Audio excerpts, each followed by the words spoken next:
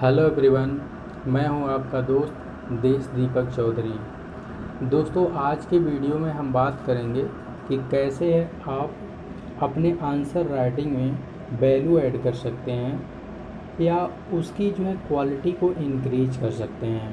तो चलिए आज का सेशन स्टार्ट करते हैं। दोस्तों, पहला टिप्स है कि आखिर कैसे आप अपने आंसर राइटिंग में diagram, table, flow chart, pie chart etcetera use करके अपने आंसर राइटिंग को और बेहतर कर सकते हैं। तो चलिए इसी संदर्भ में बात करते हैं। तो देखिए दोस्तों, कई प्रकार से जैसा भी आप टेबल यूज कर सकते हैं, पाई चार्ट यूज कर सकते हैं, फ्लो चार्ट यूज कर सकते हैं, मैप यूज कर सकते हैं। जो जहाँ पर उपयुक्त आपको लगे उसी के अकॉर्डिंग आपको यूज करना है। तो चलिए देखते हैं आप क्या क्या यूज कर सकते हैं। देखिए, जैसे इस प्रकार से आपको सक्सेस रेशियो वगैरह आपको यदि बताना है, ईयर वाइज कुछ बताना है, तो इस टाइप से आप टेबल बना करके भी बता सकते हैं। इस टाइप से आप टेबल बना करके दिखा सकते हैं। ये यदि आंसर राइटिंग में आप यूज करते हैं तो बहुत ही बेहतर तरीका है ये। और या तो आप फ्लो चार्ट के माध्यम से कोई बात अपनी रख सकते हैं। जैसे 1915 से पूर्व के काल के बारे में आप बता सकते हैं। उसके बाद 1915 से 1947 के काल को आप मेंशन कर सकते हैं यहाँ पर। फिर उसके बाद 1947 के पश्चात के काल को आप यहाँ इंडिकेट कर सकते हैं। तो ये सब तरीका बहुत अच्छा होता है। चलिए देखते हैं पाई चार्ट वगैरह कैसे यूज कर सकते हैं।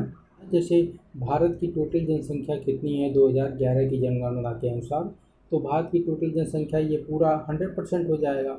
इसमें से 80% ये वाला पूरा एरिया हिंदू हिंदू 80% हिंदू जनसंख्या हो जाएगी। यहाँ पर 20% आपका अदर हो जाएगा। तो इस टाइप से आप लोकेट कर सकते हैं। फिर आप मैप भी यूज कर सकते हैं अपने आंसर राइटिंग में। और इस तरह से आप हायरार्की वगैरह, ट्रायंगल, त्रिभुज दिखा सकते हैं। हायरार्की वगैरह क्या नाम है दिखाने के लिए, पदक्रम दिखाने के लिए इस टाइप के क्या नाम है डायग्राम का यूज किया जाता है। यहाँ पर देखिए दोस्तों, आप इस टाइप से भी दिखा सकते हैं। जैसे पॉवर्टी हो गया और अनएम्प्लॉयमेंट हो गया।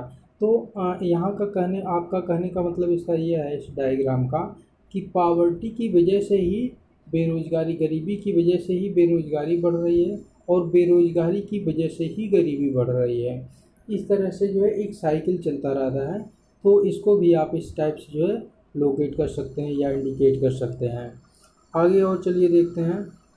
देखिए दोस्तों, यहाँ पर आप लोग वेन डायग्राम के माध्यम से भी अपने मतलब आंसर को बेहतर कर सकते हैं।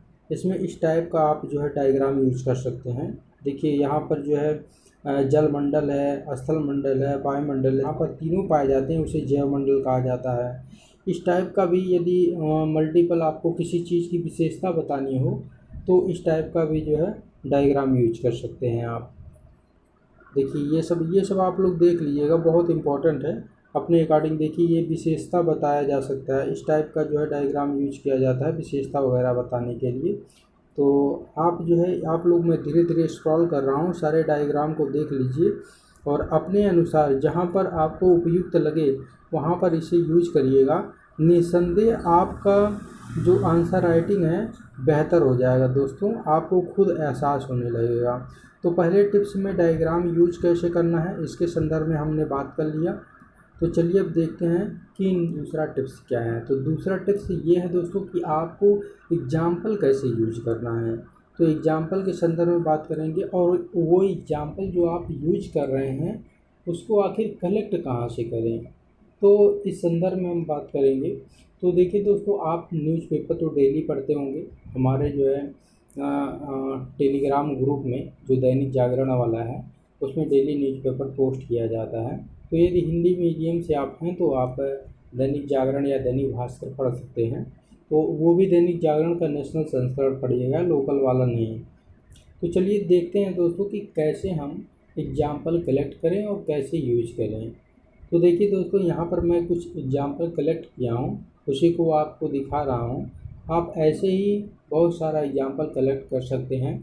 न्यूज़पेपर के माध्यम से, और कोई यदि आप जो है स्टोरी वगैरह पढ़ रहे हैं वहाँ से एग्जाम्पल कलेक्ट कर सकते हैं। जो आपको उपयुक्त लगे आपके सिलेबस के अनुसार आप उसको एक जगह पर एग्जाम्पल नोट डाउन करते रहिए।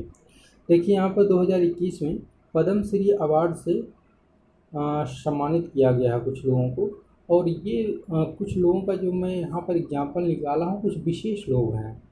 जैसे जो है सिंधु ताई सपकाल, ये महाराष्ट्र की हैं। इन्होंने क्या किया है, इन्होंने क्या नाम है, अभी तो इनका जो है देहांत हो गया है। इन्होंने अपने जीवन काल में लगभग 1500 से अधिक बच्चों का लालन पालन किया था। इसी वजह से इन्हें अनाथों की माँ या माई कहा जाता था। तो इसको आप कहीं ना कहीं जो है यदि सोसाइटी में आंसर राइटिंग वगैरह कर रहे हैं तो वहाँ यूज कर सकते हैं। आइए और देखते हैं एग्जाम्पल। जैसे ये वाला एग्जाम्पल देखिए, तुलसी गौड़ा का। तुलसी गौड़ा ये बहुत ही इम्पोर्टेंट है।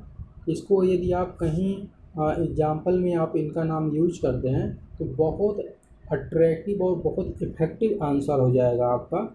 इनको देखिए जो है जंगलों का इंसाइक्लोपीडिया कहा जाता था, इंसाइक्लोपीडिया ऑफ फॉरेस्ट कहा जाता था। इनको जो है जंगल के बारे में, पेड़ पौधों के बारे में बहुत ज़्यादा अनुभव था।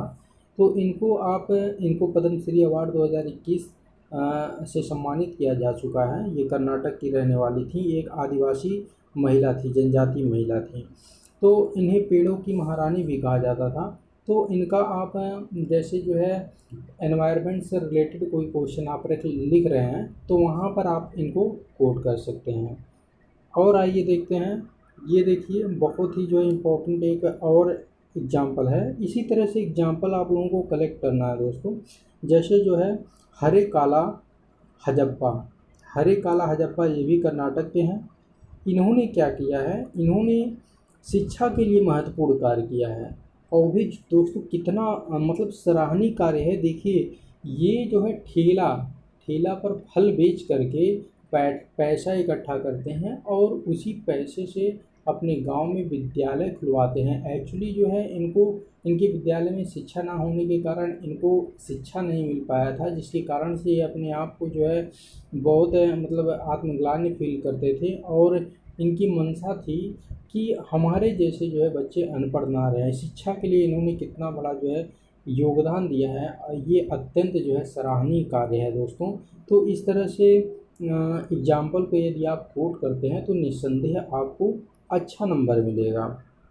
चलिए आगे देखते हैं। देखिए एक जो है यहाँ पर एग्जाम्पल आपको मिलेगा मोहम्मद शरीफ का। ये आपके फैजाबाद के हैं, उत्तर प्रदेश के। इन्होंने क्या किया है, अभी तक लावारिस लाशों का अंतिम संस्कार किया है। 25,000 लगभग जो है अनाथ लावारिस लाशों का इन्होंने अंतिम संस्कार किया है। तो यह एक जो है साइकिल बनाने का कार्य करते हैं, साइकिल बनाने का इनका जो है पेशा है। और इन्होंने इतनी बड़े स्तर पर जो है इतना जो है व्यापक स्तर पर जो है कार्य किया, लगभग 25,000 के आसपास अनाथों का अंतिम संस्कार किया है। तो ये निस्संदेह यह अत्यंत सराहनीय है दोस्तों। तो इनको जो है पद्मश्री अवार्ड से सम्मानित किया गया है। तो ऐसे यदि आप जो एग्जाम्पल को कलेक्ट करते हैं और ऐसे एग्जाम्पल को यदि डालते हैं अपने क्वेश्चन में, अपने आंसर में, तो निस्संदेह उसका जो है बहुत ज़्यादा इम्पैक्ट पड़ेगा दोस्तों। ये सब देखिए दोस्तों, ये यहाँ पर देख लीजिए आप, यहाँ पर देखिए दोस्तों राही बाई सोमा पोपरे, ये भी महाराष्ट्र की एक आदिवासी महिला हैं। इन्होंने क्या किया, इन्हें सीड मदर के नाम से जाना जाता है। इन्होंने जो है क्या नाम है, जैविक खेती को बढ़ावा देने के लिए महत्वपूर्ण कार्य किया है। तो इन लोगों का नाम, जैसे आप जैविक खेती से संबंधित आजकल खूब चर्चा में रहता है, यदि जो है जैविक खेती से संबंधित आप आंसर राइटिंग करते हैं तो राही बाई सोमा पोपरे का नाम अवश्य डालिएगा। तो इससे जो है आपका उत्तर है वो इन्हेंस हो जाएगा, उसकी क्वालिटी इम्प्रूव हो जाएगी, आपको अच्छा नंबर मिलेगा। ये भी देखिए दोस्तों सुंडाराम वर्मा राजस्थान के हैं। इन्होंने 1 लीटर जल में ही पेड़ को उगाने की एक तकनीक विकसित की है। तो निस्संदेह ये भी बहुत महत्वपूर्ण हो जाते हैं यदि आप जो है क्या नाम है जल संरक्षण वगैरह से संबंधित आंसर राइटिंग करते हैं तो वहाँ पर इनका नाम डाल सकते हैं। चलिए आगे देखते हैं। इसी तरह से देखिए दोस्तों, और भी आप लोग बहुत सारे मैंने एग्जाम्पल इस तरह से कलेक्ट किया है, इसे आप लोग देख लीजिएगा।